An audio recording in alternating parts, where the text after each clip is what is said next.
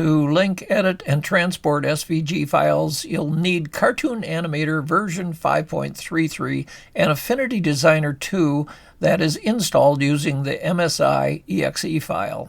Now, assuming your vector editor is set up in Preferences, just click on the SVG icon. This opens Affinity Designer, where you can create an object and then export it back. Unlike saving from Affinity Photo, this image needs to be exported to the source file name and location. Use Save As to find the temporary location, but don't save yet. Copy the address using Ctrl-C or highlight and copy. Then export the SVG file using the address from above.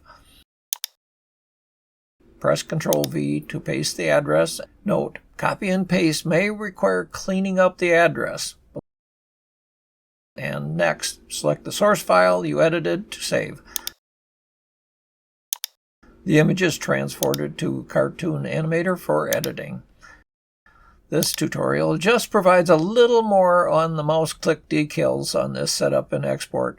There are much more details on the SVG structure in this Reallusion video.